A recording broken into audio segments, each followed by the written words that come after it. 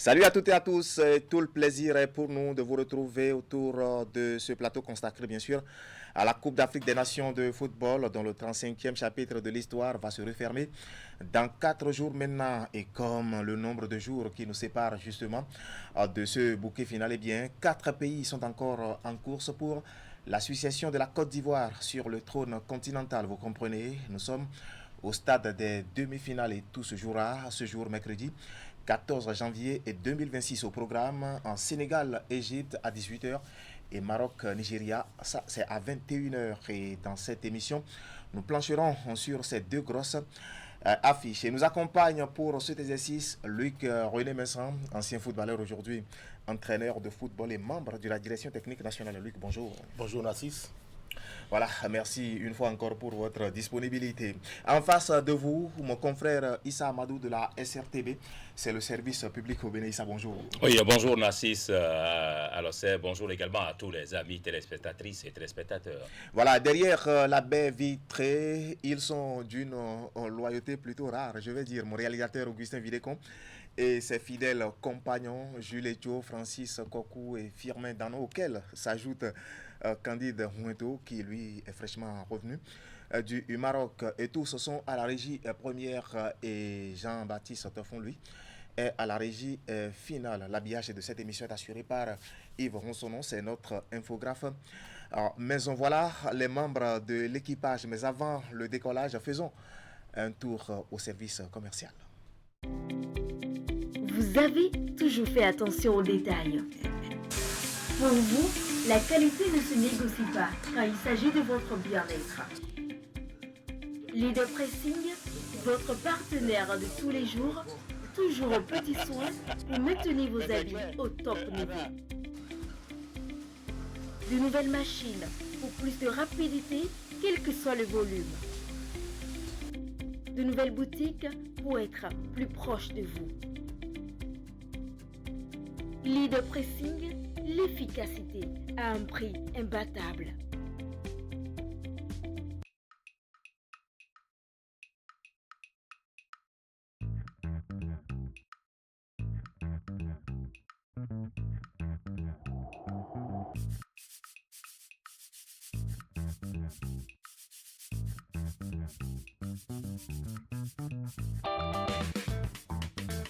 Allô chérie? Allô mon cœur. Ne t'inquiète pas, c'est normal. Je t'ai laissé une surprise. Désormais, c'est Win qui sublime la maison.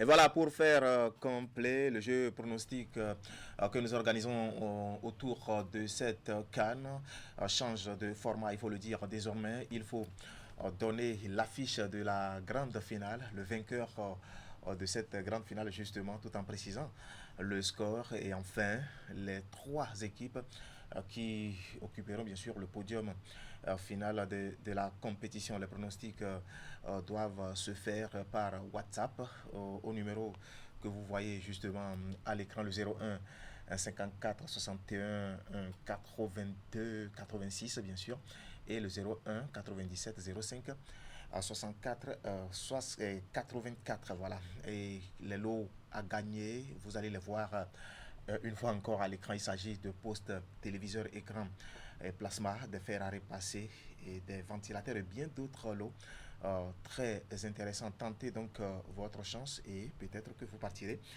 avec un de ces lots.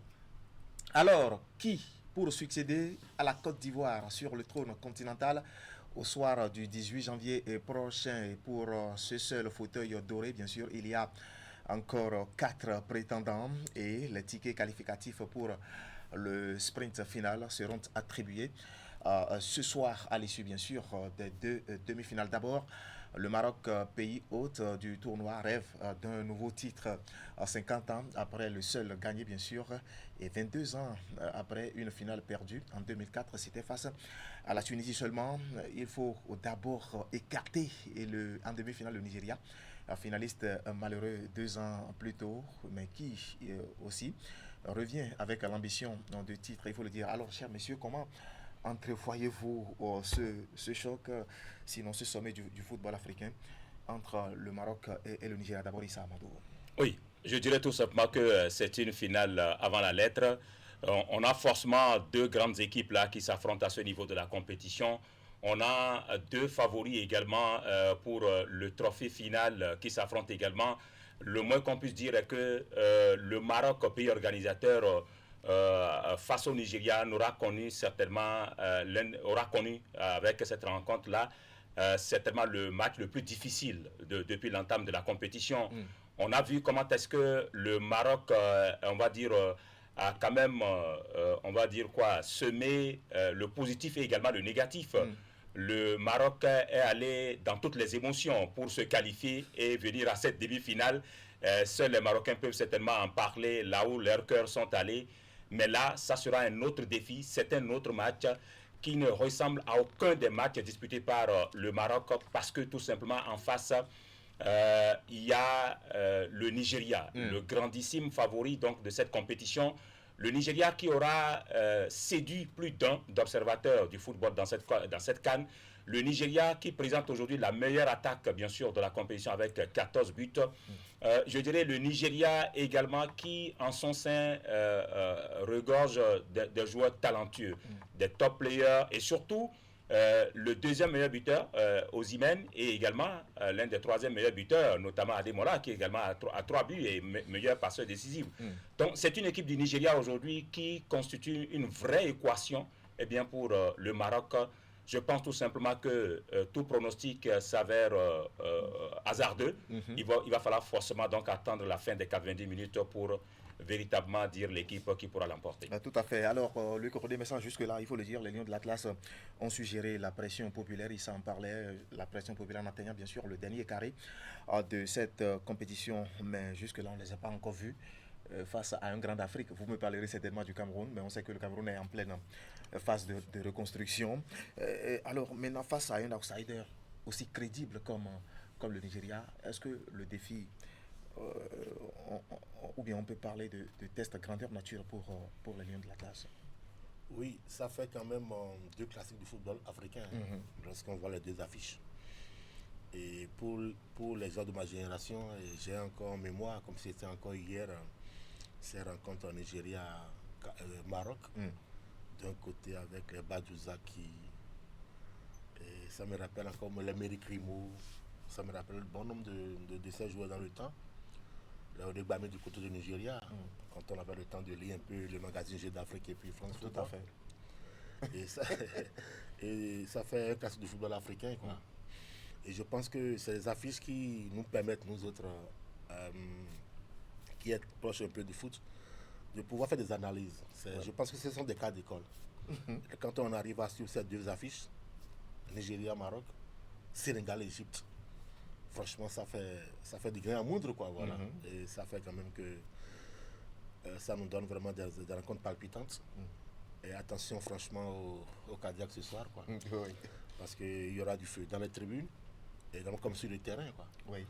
Imaginez tout le Maroc, tout le Ram chérifien derrière son équipe, avec cette fougue, cette attaque percutante que vous venez de citer, avec des joueurs ronflants ou non ronflants aussi, mais écoutez, c'est ce qui fait de mieux en Afrique, quoi. Tout à fait. Et je pense qu'on va bien se délecter, et on va jouir du football ce soir, quelque sorte. Voilà. Et la réalisation me met sur une piste, vous le voyez à l'écran. On parle d'une opposition de deux styles. Ce sera surtout une opposition d'un côté, le Maroc avec sa vivacité dans le jeu. Et le symbole, c'est Brahim Diaz, connu pour ses fulgurances Effectivement. et ses percussions. De l'autre, le Nigeria, solide, rigoureux, avec bien sûr une armada offensive assez redoutable. Effectivement, c'est deux équipes, on va dire, au jeu, au style différent. Cette équipe marocaine, au sein de laquelle d'ailleurs on retrouve beaucoup de joueurs qui ont été formés en Espagne, qui ont même la double nationalité. Ibrahim Diaz, Achraf Hakimi, Aguer, El Zazouli, c'est des joueurs qui sont nés en Espagne et qui ont été moulés dans le tiki-taka. Le jeu a une touche, les petites passes, on exploite les petits couloirs. Mais à l'opposé, vous avez le football anglo-saxon, le football nigérian pur sang, avec de longues passes, Tout à fait. de frappes de loin. La verticalité. Exactement, de frappe de loin, mais avec une certaine rugosité dans les tacles. Ça, c'est le football nigérian. C'est d'abord la force athlétique, c'est la force musculaire. Ajouter à cela cette intelligence-là quand même, de dédoublement, d'appel de passe. On va dire quoi? C'est vraiment, on va dire une demi-finale, comme l'a dit tout à l'heure le coach Luc René Messan. C'est un match, une affiche dont les amoureux de football peuvent véritablement rêver. Parce que vous avez tous les ingrédients de part et d'autre. Donc, on attend qu'au fait, le plateau où ces ingrédients-là seront réellement étalés. Et quand ces ingrédients-là vont se mettre en animation, on verra réellement du beau football. Je l'espère très bien. Et j'espère quand même que le football va parler et que le meilleur l'emportera. On va dire au volet football, suivez mon regard, vous savez à quoi je fais allusion. Voilà. Voilà. Qu'on vienne gâcher la fête avec un arbitrage partiel. Voilà. Bon, c'est l'une, il paraît que c'est l'une des plaies du football africain. On va en parler, on aura tout le temps. Mais Luc René Messan, vous parliez tantôt du public pour les Lions de l'Atlas. Ils compteront, il faut le dire, sur l'apport de leur public pour ce match. Mais en face, les Super Eagles en ont déjà vu d'autres. Quand on parle de la pression du public, seront-ils impressionnés selon vous? Non, je ne pense pas que ces Super Eagles puissent être impressionnés. Ça regorge de top joueurs qui jouent dans de très grands championnats, qui ont des stades après à claquer chaque week-end. Tout à fait. Ils ont quand même de la bouteille, ces mecs. Et je voulais ressortir un fait de constater que c'est pour la première fois, à moins que ma mémoire me trompe, qu'on en arrive à avoir 4 sélectionneurs issus du CRU. On va en parler d'ailleurs tout à l'heure. Merci. Et je pense que c'est ça qui donne plus du punch à ces deux affiches. Oui. Côté nigérien, il s'est bien fait de rappeler que ce sera un football purement vertical. De la verticalité, les transitions offensives seront nettes, précises, bien faites. Oui. Pendant que l'équipe marocaine va chercher à sortir un peu pas de jeu combiné à 2 à 3. Et c'est là qu'on va vraiment avoir du beau football, quoi. Parce que là, ça nous renvoie encore à nos cahiers qu'il faille s'opposer déjà à la progression de l'équipe adverse, ou du moins maintenir un peu les équilibres au milieu du terrain et pouvoir maintenant après déséquilibrer fini pour pouvoir chercher la faille. Donc c'est en cas de dire que ce sera du beau football. Je pense que pour des techniciens, je pense qu'il faut rester droit devant sa télé, voilà, prendre note, continuer d'apprendre surtout, parce que c'est des affiches qui n'arrivent pas tous les jours. Voilà. Et quand on est entraîneur et qu'on a ces affiches, franchement, il faut prendre du temps, il faut avoir un calepin, il faut apprendre. Voilà. Juste un mot sur le 12e dont vous avez parlé tout à l'heure. Oui. Effectivement, on est dans le football, le 12e homme, on le cite toujours. Hein. Mais moi, à la lecture, on va dire, des rencontres de football qui se déroulent de plus en plus, je me dis aussi que le 12e homme, parfois, a ses limites. Ça devient beaucoup plus une pression à gérer parfois que des aspects positifs au fait qu'il faut maximiser pour gagner un match. Surtout quand on prend l'Afrique du Nord. Exactement. Le public qui reste au Ah oui, et on connaît le comportement du public marocain vis-à-vis de son équipe ces derniers temps. Et quand vous prenez également les Nigérians, le coach l'a dit tout à l'heure, mais les Nigérians, pas nature, pas culture, c'est des gens qui affrontent le danger à tout moment. Faites un tour à la frontière, vous allez revenir. Les Nigériens n'ont pas ils ne sont pas des gens influençables aussi facilement. Donc, ils ont été moulés dans cette culture-là, dans cette éducation. Et ces footballeurs-là qui ont joué quand même devant 3000 personnes en Europe et ailleurs, non, ce n'est pas eux qui seront impressionnés par le 30 000 personnes. 30 000, effectivement, je dis 30 000, ce n'est pas eux qui seront impressionnés. Encore que, souvenez-vous de la rencontre Maroc-Tanzanie, mais le public marocain était là quand la Tanzanie a failli faire la fête proprement aux Marocains. Ouais. On a vu comment est-ce que la Tanzanie a dominé le Maroc devant son public. Ils ont vraiment bousculé et ils ont failli même marquer. Donc c'est pour dire que le public, oui, le 12e homme, il est là, mais le 12e homme n'est pas, on va dire, déterminant dans un match de football. Ça peut être un handicap. Ça peut être un handicap, et surtout lorsque vous avez des équipes qui ont le mental assez fort. C'est des équipes qui peuvent affronter tous les dangers possibles. Voilà, l'issue de cette rencontre sera connue, il faut le dire, dans la soirée de ce mercredi. Mais en première heure, on aura droit à des retrouvailles entre Sénégalais et Égyptiens. Avant de parler, bien sûr, de cette opposition, faisons encore un clin d'œil à nos annonceurs. Vous avez toujours fait attention aux détails. Pour vous, la qualité ne se négocie pas quand il s'agit de votre bien-être. Leader Pressing, votre partenaire de tous les jours, toujours aux petits soins pour maintenir vos habits au top niveau. De nouvelles machines pour plus de rapidité, quel que soit le volume. De nouvelles boutiques pour être plus proche de vous. Leader Pressing, l'efficacité à un prix imbattable.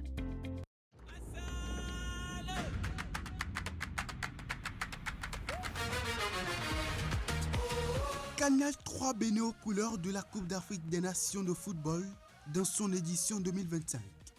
Du 21 décembre 2025 au 18 janvier 2026, vivez l'événement sportif le plus populaire en Afrique.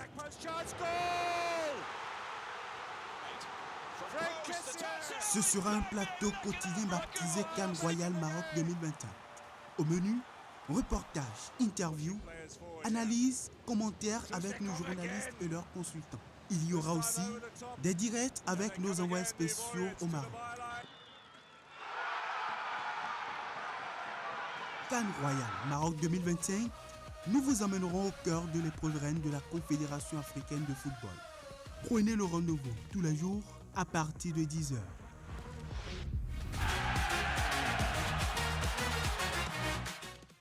Voilà, pour faire complet, nous allons écouter quelques-uns de nos annonceurs qui ont fait des pronostics. C'est un exercice quotidien que nous avons demandé ici sur les matchs et quelques-uns se sont essayés à ce exercice. On va les écouter.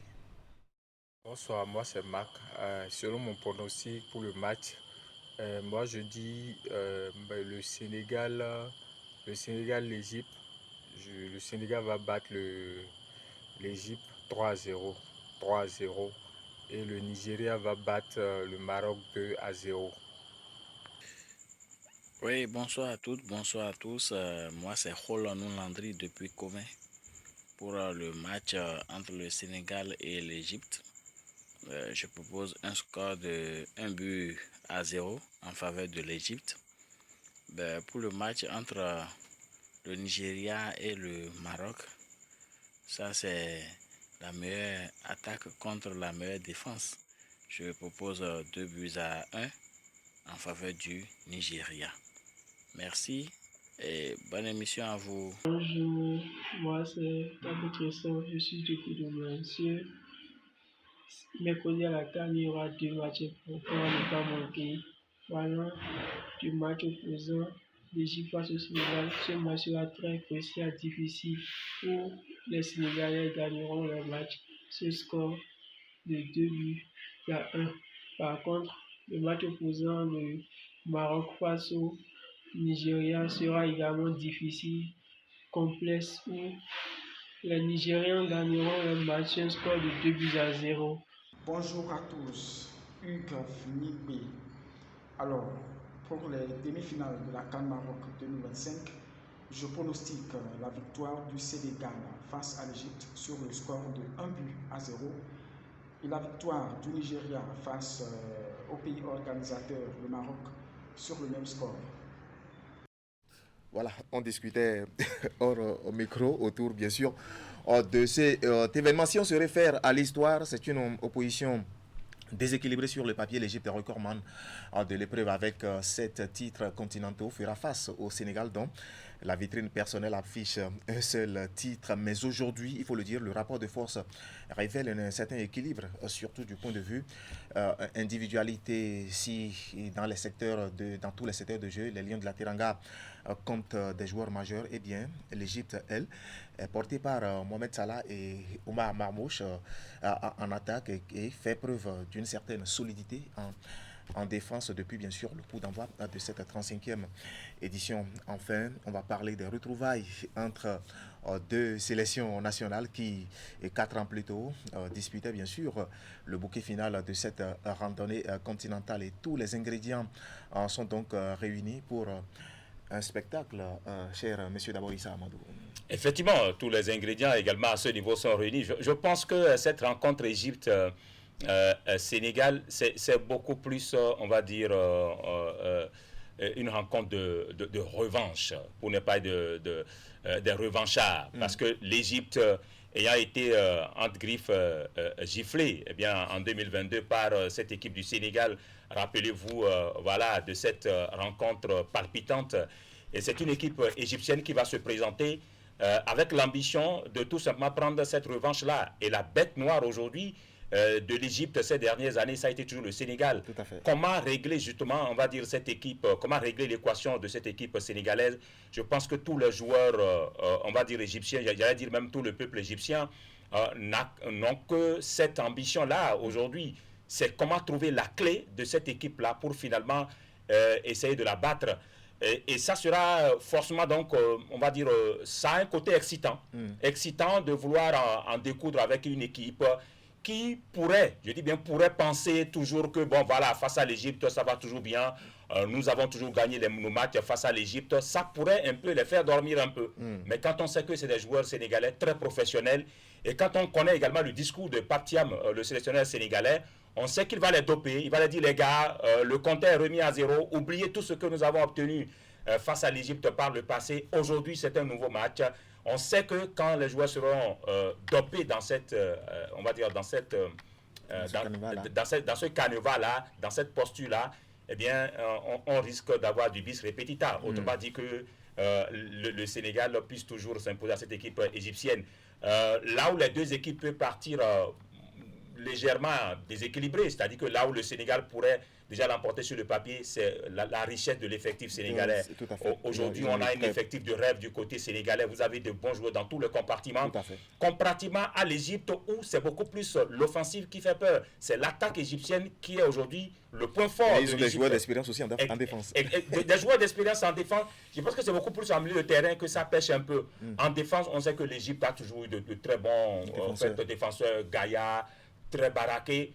Mais en attaque, cette année, on sait qu'en attaque, il y a vraiment des gens qui vont très vite et qui peuvent marquer des buts dans n'importe quelle position. Alors, Luc René, mais ce sera aussi un match, dans le match entre deux lauréats au Ballon d'Or africain ces dernières années, Sadio Mané du Sénégal qui a porté 2 fois cette touche en 2019 et 2022, et puis Mohamed Salah de l'Égypte qui l'a enfilé en 2018. En somme, un choc des étoiles. Et je pense qu'ils sont aussi sur la trace des anciens de ces deux nations. Je vois Sénégal-Égypte aux allures de retrouvailles. Déjà en 86, il faut le rappeler, il y avait ce match Sénégal-Égypte avec Jules Boucandé et Tchèque. De l'autre côté, il y avait Taïa Abdouzet au niveau de l'Égypte. Je pense que ça revient encore à un match très intense tout à l'heure. Il y aura une rude bataille au niveau du milieu du terrain.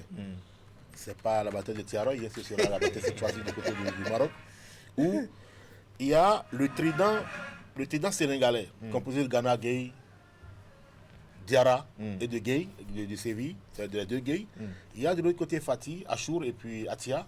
Ce sera vraiment un match très intense au milieu du terrain. Tout à fait. Et c'est l'équipe qui aura gagné cette bataille au milieu du terrain qui pourra avoir des ballons d'ici maintenant au feu follet, qui seront des deux côtés, Mané et l'autre de l'autre côté. Et la réalisation qui nous fait signe déjà, on doit rendre l'antenne, mais avant de partir, vous voyez le tableau de cette demi-finale à l'écran où Sénégalais et Égyptiens vont s'affronter en première heure, et puis le Nigeria qui jouera le pays hôte, le Maroc. Nous allons revenir sur ces deux rencontres demain pour vous faire le point. Nous arrivons ainsi au terme de notre aventure ce matin. Tout le plaisir a été pour nous de vous tenir compagnie pendant près d'une demi-heure. Nous accompagnait ce matin le René Messan, un ancien footballeur devenu entraîneur de football, membre de la direction technique nationale. En face de lui, il y avait mon confrère Issa Amadou de la SRTB à la technique. Il y avait Augustin Vidécon, Jules Etio, Firmin Dano et Francis Kokou à la régie première et Jean-Baptiste Fon à la régie finale. Et l'habillage de cette émission a été assuré par Yves Monsonnon, qui reste bien sûr notre infographe maison. On va se retrouver donc demain pour faire le point de ces deux demi-finales, avant bien sûr de se projeter sur la grande finale prévue pour dimanche prochain. À demain donc.